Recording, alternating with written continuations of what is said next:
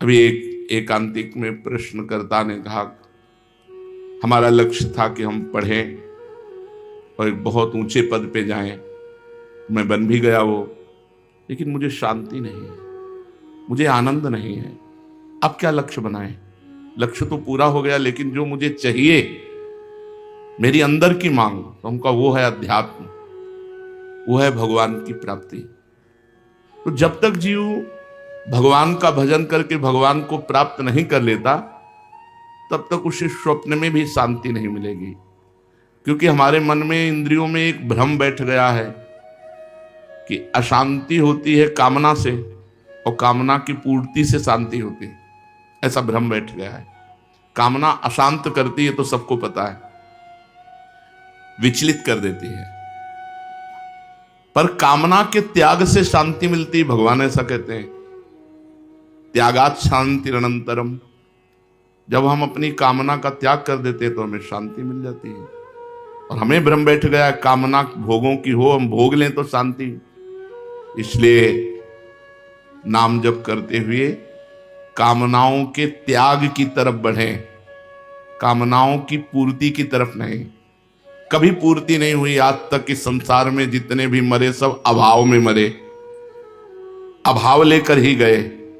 पूर्ण तो वही हुआ जिसने भजन किया, जिसने अपने जीवन को भगवान के चरणों में समर्पित करके खूब डट के भजन किया, वही पूर्ण होके गया।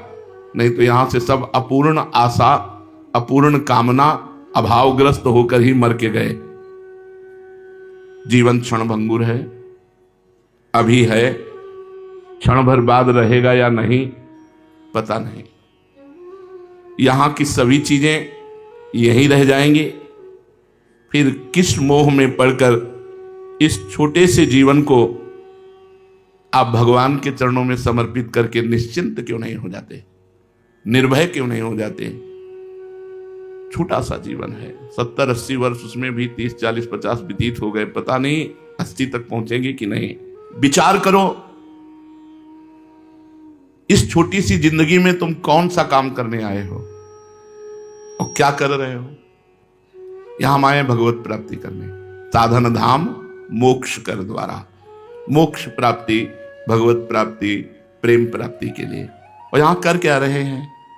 अपनी इंद्रियों को दुलार, मनमानी आचरण जो हमारी दुर्गति कर दे, जो हमें और पतन के रास्ते में ले जाए।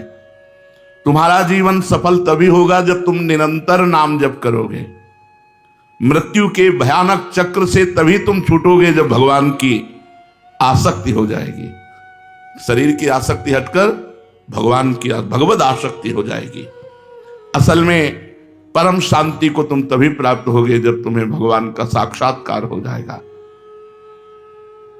तुमने गर्भवास में भगवान से प्रतिज्ञा की थी, रो रो कर प्रभु से कहा था कि मुझे एक बार इस मां के गर्भ रूपी नरक से बाहर कर दो, मैं बाहर जाकर निरंतर तुम्हारा भजन करूंगा। दूसरा कोई उद्देश्य नहीं, केवल भजन करूंगा। लेकिन इस भगवती माया के प्रभाव से अपनी प्रतिज्ञा भूल गए और फिर फंस गए। ये माँ, ये पिता, ये अमुक, ये अमुक, ये अमुक कार्य, अमुक भोग, अमुक चिंतन। चेतो, सावधान हो, कहीं जीवन के ये दिन और रात व्यर्थ में न व्यतीत हो जाएं। एक एक मिनट संभाल कर व्यतीत करो। राधा राधा राधा। अगर तुमने संभाल कर व्यतीत किया तो तुम्हें पछताना नहीं पड़ेगा, अगर संभाल कर व्यतीत नहीं किया तो तुम्हें पछताना पड़ेगा। मन पछतई है अवसर बीते। बाद में फिर क्या, जब मरने का समय आया, भयानक दुख घेर लिए, भगवान का विस्मरण, अब दुर्गति तुम्हारी पक्की। अब उस समय तुम्हारे को पछताने का भी टाइम नहीं मिलेगा। आज तक जो भूल हुई सो हुई, आज से संभाल लो। जितने जीवन के दिन बाकी हैं, दृढ़ संकल्प करो कि एक मिनट भी अब व्यर्थ नहीं जाने देंगे। हर मिनट में भगवान का भजन करेंगे, भजन में लगाकर अपने जीवन को सफल करेंगे। ऐसा अवसर बार बार मिलने वाला नहीं। परम लाभ को प्राप्त करने के लिए अपनी तरफ से भजन करो। अपनी तरफ का यहां इशारा है कि यदि हमें भगवान त्याग दे, बहुत तुम नीच हो, पापी हो, मैं तुम्हें स्वीकार नहीं करता। एक तो हमारे भगवान का स्वभाव ऐसा नहीं, वो जिस पर कृपा करते हैं वही निर्वाह करते हैं। अपने लोगों से तो बहुत बड़ी बड़ी गलतियां होती हैं। हम तो भगवान की कसम खाते हैं कि आज से ऐसा नहीं करेंगे। जिन भगवान का इतना प्यार दुलार है उन्हीं की कसम खाकर सुबह खाते हैं, शाम के तोड़ देते हैं। वो इतने उदार हैं कि वो ये सब देख करके भी क्षमा करते हैं, नहीं तो अपराध पे अपराध ही अपने से होते हैं। शीघ्र चेतो, अपनी तरफ से भजन करो। अपनी तरफ का मतलब है, जैसे गोस्वामी जी एक पद में कह रहे हैं, जो तुम त्यागो राम हो तो नहीं त्यागो, परिहरि पाए काहि अनुरागो। जो तुम त्यागो राम हो तो नहीं त्यागो, परिहरि पाए काहि अनुरागो। सुखद सुप्रभु तुम सो जग माही, श्रवण नयन मन गोचर नाही। हो जड़ जीव, हो जड़ जीव ईस रघुराया, तुम मायापति हो बस माया। हो तो कुजाचक स्वामी सुदाता, हो कुपूत तुम हितु पितु माता। जो मैं कहूँ को बूझत बातो, सो तुलसी बिनु मोल बिकातो।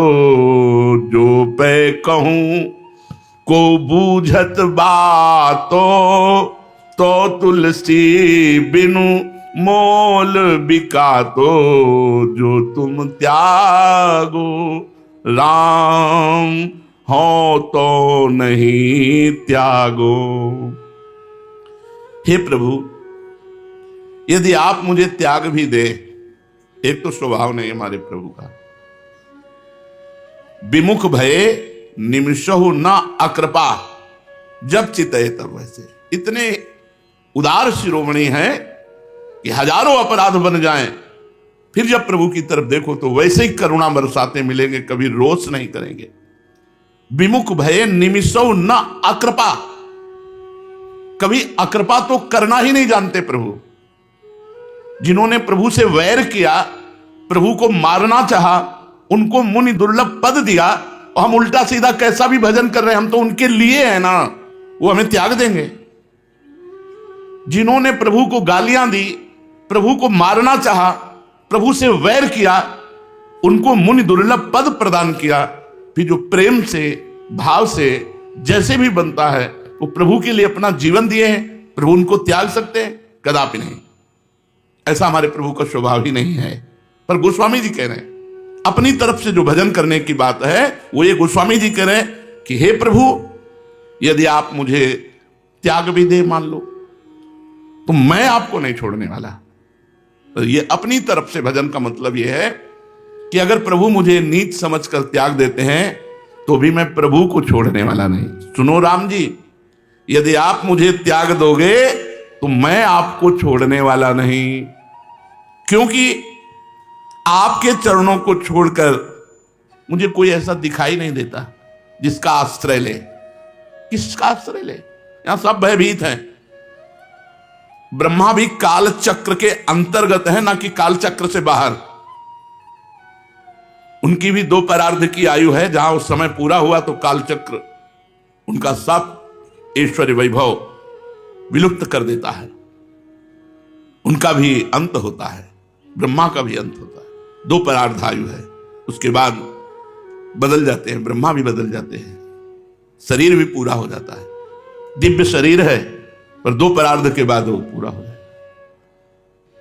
काल चक्र से ब्रह्मा भी नहीं तो किसकी शरण ले? फिर ये सब ब्रह्मा के बनाए हुए हैं। जब ब्रह्मा भी कालातीत नहीं है, वो भी 2 परार्ध आयु वाले हैं, तो यहां किसकी शरण ले?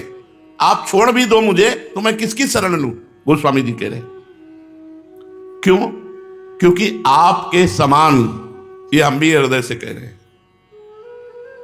अपने जन के अवगुण ना देखना और अवगुणों को गुण मान करके उसकी महिमा विख्यात करना, जहां दंड देना चाहिए वहां पुरस्कार दिलाना, यह हमारे स्वामी का स्वभाव है। अनुभव की बात कहते हैं, ये छाती की बात कहते हैं। हमारे प्रभु हरि का स्वभाव ऐसा है कि हमें पता है कि हमें दंड मिलना चाहिए, लेकिन वो पुरस्कार दे रहे हैं।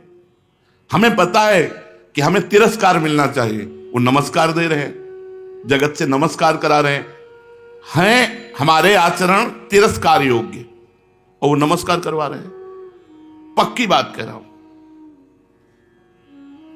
यंत्र में चढ़ा हुआ जो खिलौना है वो वैसे ही नाचता है जैसे वो नचाना चाहते हैं।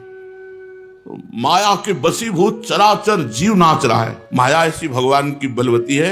यंत्रारूढ़ानी मम माया, भगवान कह रहे हैं। उस माया में नाचते हुए हमसे कौन सी गलती नहीं हुई और कौन सी गलती नहीं हो सकती। लेकिन स्वामी का स्वभाव, गलती करके आओ तो कहते शाबाश, आगे बढ़ो, और एक सीढ़ी आगे बढ़ा देते हैं, ऊंचे उठा देते हैं, जिससे वो गलती स्पर्श न कर पावे।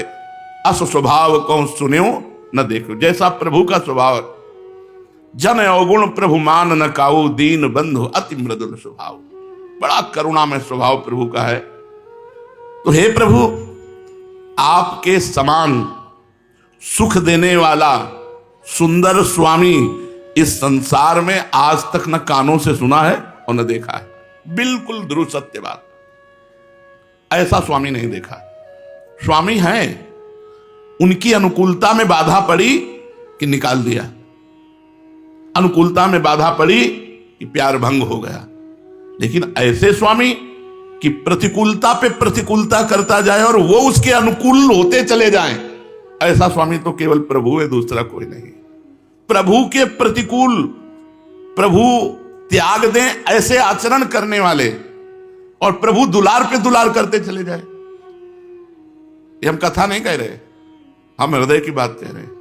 ऐसे हमारे स्वामी हैं, क्योंकि हम अपने हृदय की बात जानते हैं, आप अपने हृदय की बात जानते हैं। देख लो किस कोटि के हैं हम, कहां प्रभु, कहां सुकुमारी अलवेली सी किशोरी जू, और कहां हम।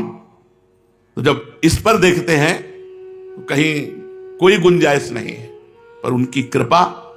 तो आपके समान सुख देने वाला सुंदर स्वामी इस संसार में आज तक न कानों से सुना है, न देखा है, न मन में कभी अनुमान हुआ है। श्रवण नयन मन गोचर नहीं, आज तक न देखा है, न सुना है, और न मन में आया है कि वो स्वामी ऐसा है। हे रघुनाथ जी, क्षमा करना, मैं जड़ जीव हूं और आप ईश्वर हैं।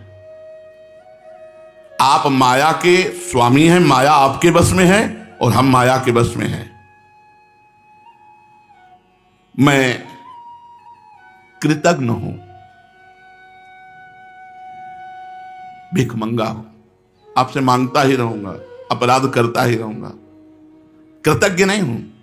आप इतनी कृपा कर रहे हैं कि हमको आपकी कृपा के उसमें कृतज्ञता में डूब जाना चाहिए, लेकिन हम कृतज्ञ हैं।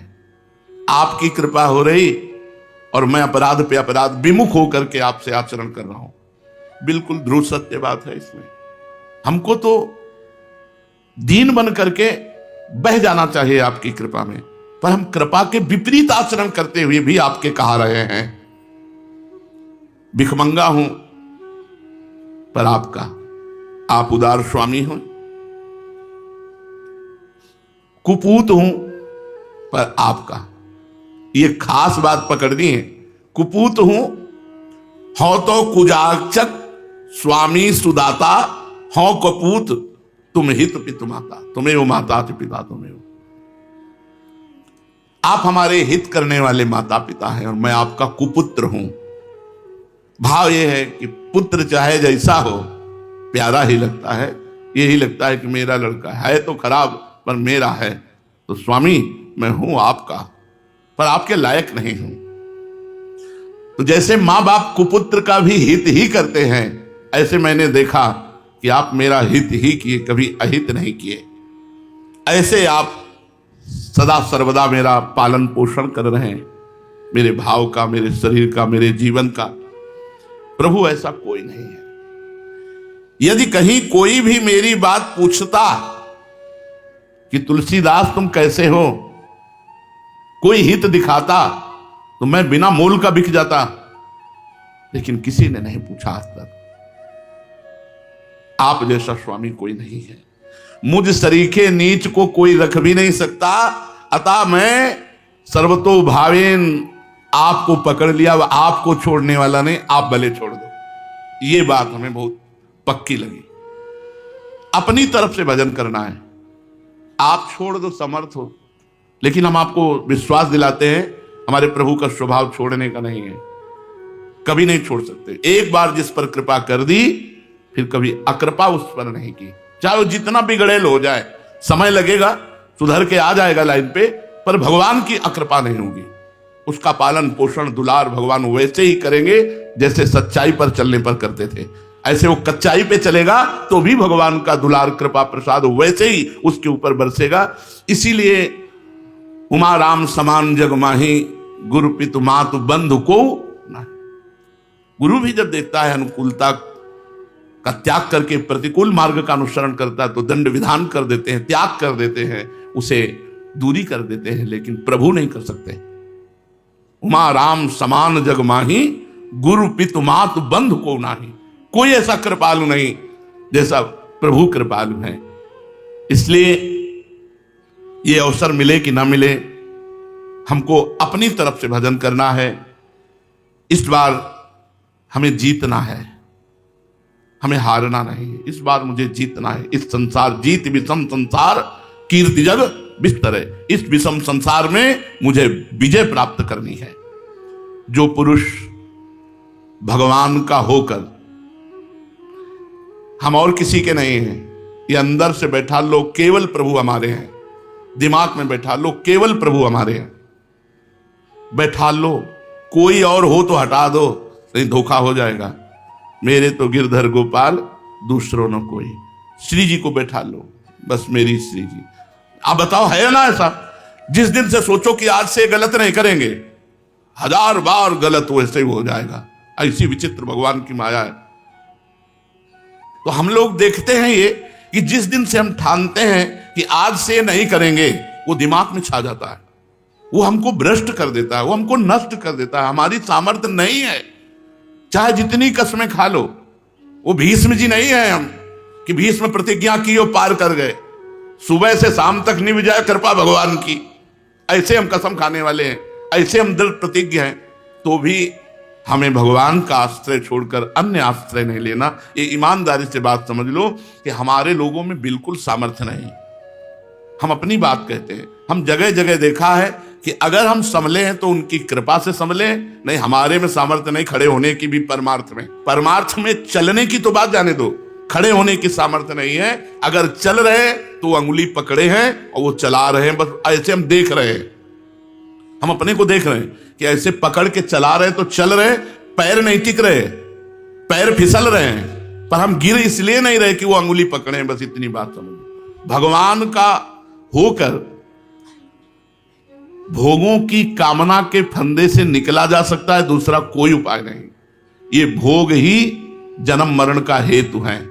बार बार जन्म, बार बार मरण, बार बार बंधन, आकर्षण संसार का।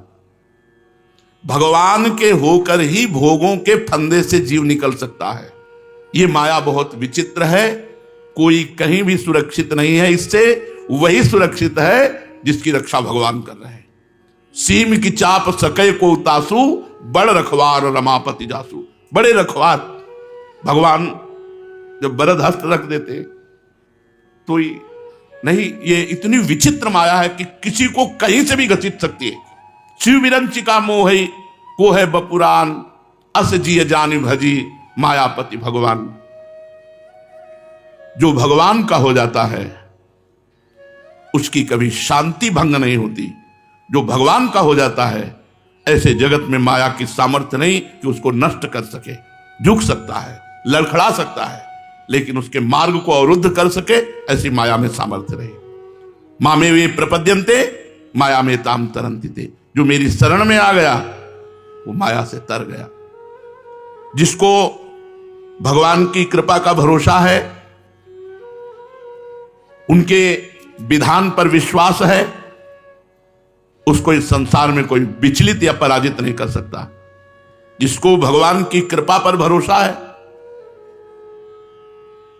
पक्का, अपने आचरणों पे तो नहीं है, अपनी तपस्या साधना, महापुरुषों को देखो, चरित्र पढ़ के अपने देखो चरित्र, अपने चरित्र देखो, महापुरुषों के चरित्र देखो जिन पर कृपा हुई, तो कहीं किसी कोने में नहीं, पर विश्वास है कि भगवान ने मुझे स्वीकार किया है।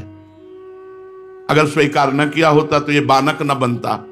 वृंदावन धाम, गुरु जी की शरण, आचार्य की शरण, नाम मंत्र उपासना, ये बानक न बनता, ये बना ही कृपा से है। तो भगवान की कृपा पर विश्वास और भगवान के विधान पर विश्वास, जो विधान हो, अगर हमारे जीवन में विपत्ति आ रही, संकट आ रही, रोग आ रहे हैं, तो बड़ी कृपा है, विश्वास मानो, ये कृपा भगवान से मिला देगी। भगवान के विधान पर विश्वास और भगवान की कृपा पर विश्वास, उसको संसार की कोई भी स्थिति विचलित नहीं कर सकती।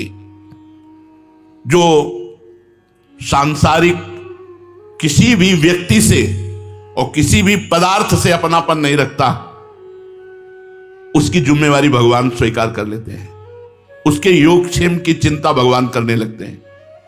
जो संसार के किसी पदार्थ की परवाह नहीं करता और किसी व्यक्ति से अपनापन नहीं रखता, उसका पूरा ठेका भगवान ले लेते हैं, उसके योगक्षेम का वाहन भगवान करने लगते हैं, उसकी चिंता भगवान करने लगते हैं। उसके लिए जो उचित है, हितकर है, आवश्यक है, वो भगवान अपने आप सब विधान कर देते हैं। भगवान स्वयं उसकी रक्षा करते हैं और उसकी आवश्यकता की पूर्ति करते हैं। जो किसी भी वस्तु की परवाह नहीं करता और किसी व्यक्ति से अपनापन नहीं रखता, उसके योगक्षेम का भार भगवान स्वीकार कर लेते हैं। तुम्हारी आवश्यकता का पता भगवान को है, ठीक समय पर उचित निर्णय हो जाएगा।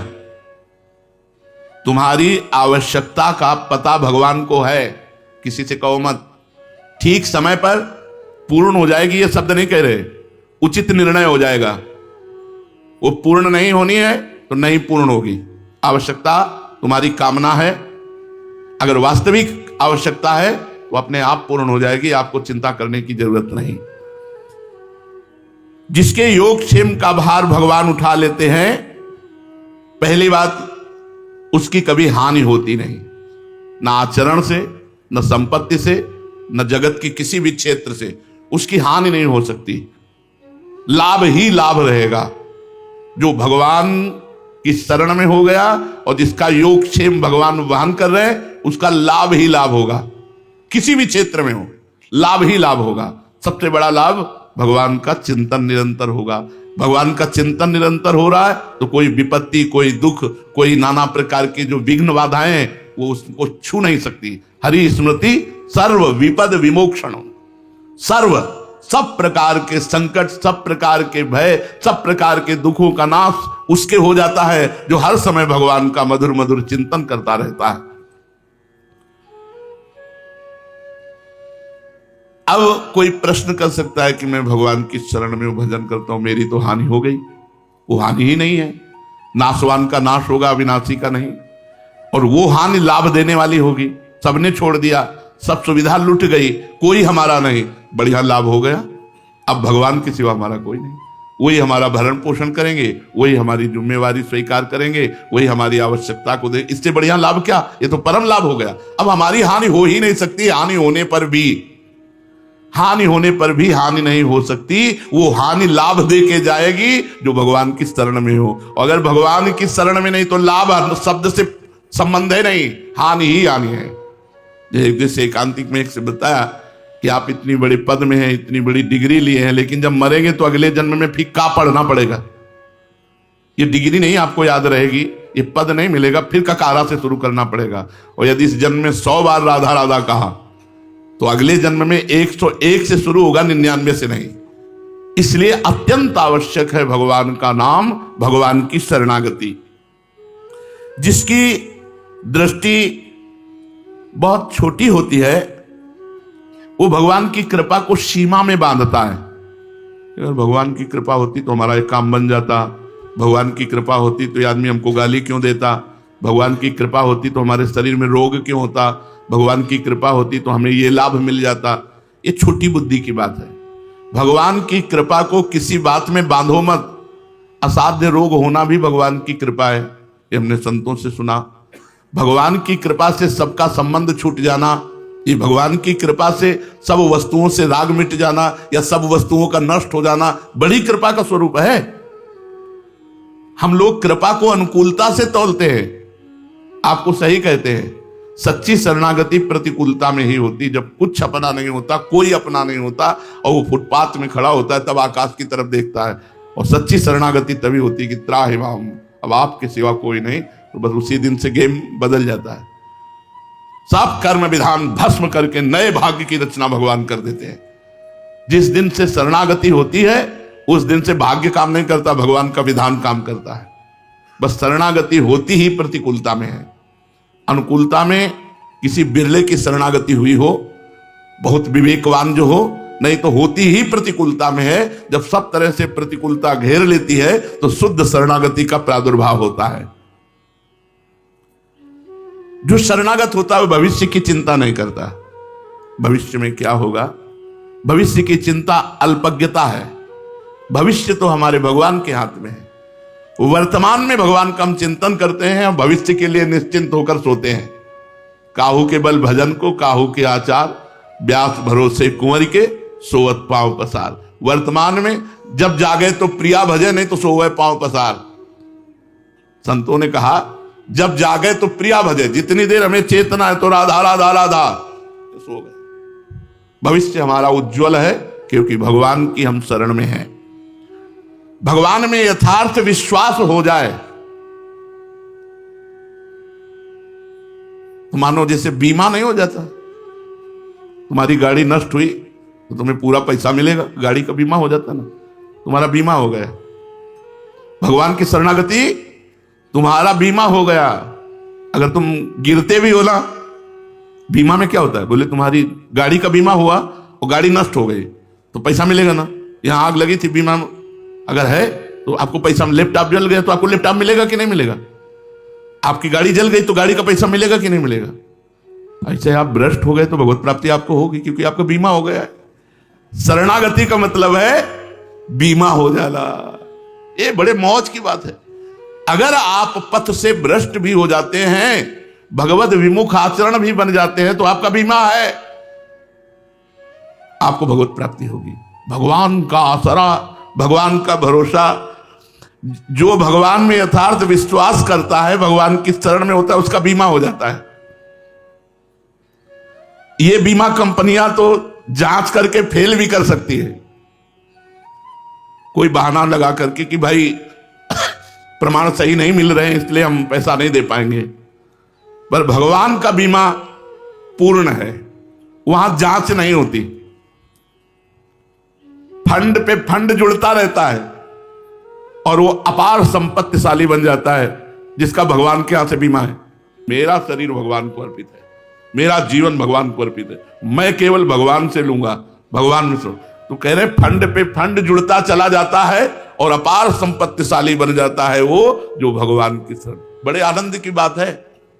अच्छा, इसमें कोई पैसा नहीं लगता, इसमें कोई पैसा नहीं लगता, इसमें बस शरणागति है और राधा राधा राधा राधा। तो जैसे गाड़ी फेल हो जाए, गाड़ी टूट जाए, गाड़ी जल जाए तो नई गाड़ी का पैसा बीमा कंपनी देती है। ऐसे ही हम कहीं चूक कर दें, हमसे कोई गलती हो जाए, हम कहीं मार्ग से भटक जाए, विमुख हो जाए, तो भी हमें भगवत प्राप्ति होगी क्योंकि हमारा बीमा है। तैयार हो सब लोग?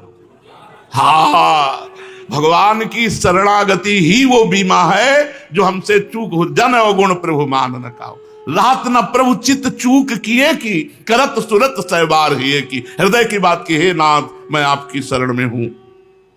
सर्वत्र सर्वथा सर्वदा के लिए तुम सुखी हो जाओगे। सर्वत्र सर्वथा सर्वदा के लिए सुखी हो जाओगे यदि ये बीमा हो गया। अभय कर देंगे भगवान, तुम्हें संपत्तिशाली कर देंगे। सच्ची बात, इसी जीवन की बात है। मांगे भीख नहीं मिलती थी। जैसे गोस्वामी जी कह रहे हैं ना, टुकड़ा, हमने देखा है। कालीदय में बैठे एक पूड़ी लिए, उसमें भी हींग जो दाल में पड़ी थी और होम्योपैथिक दवा, वैसे आकाश की तरफ देख करके एकदम आया कि भगवान यदि ये रोग दिया है, परिस्थिति दी है ऐसी गरीब परिस्थिति में, कैसे भगवान, कैसे? अब दवा भी खानी है, भोजन भी नहीं है। आप क्या समझते हैं? बीमा हो गया फटाक से, देर नहीं लगा। अपार करुणा उनकी बरस रही, बाहर और भीतर भी। ऐसा नहीं है कि केवल बाहर चकाचक हो, भीतर भी चकाचक है। चकाचक ना हो तो किडनी फेल में बोल सकते हैं क्या? भीतर भी चकाचक आनंद दे रहे हैं और बाहर भी आनंद दे रहे हैं। ये बीमा हर साल जमा नहीं करना पड़ेगा। होता है क्या बीमा में हर साल जमा करना? होता है? इस बीमा में एक ही बार जमा करना है अपने आप को।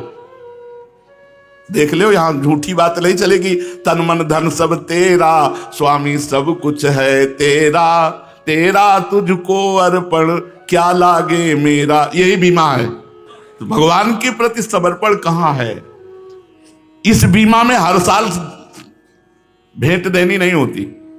इस बीमा में जीवन की भेंट देनी है, एक बार देनी है। एक बार हृदय से शरणागत हो जाओ, बार बार चिंता मत करो कि मैं शरणागत हूं कि नहीं। एक बार हृदय से हो गया कि मैंने स्वीकार कर लिया, मैं प्रियाजू की शरण में हूं, वह हो गया बीमा। अब वो फंड पे फंड बढ़ता रहेगा। बाबा आपको हर साल समर्पित नहीं करना। जो एक बार सच्चे हृदय से भगवान के चरणों की शरण में आ जाता है, भगवान उसी क्षण सदा के लिए कभी नष्ट ना होने वाले अखंड सुख को उसके नाम कर देते हैं, अखंड सुख को नाम कर देते हैं।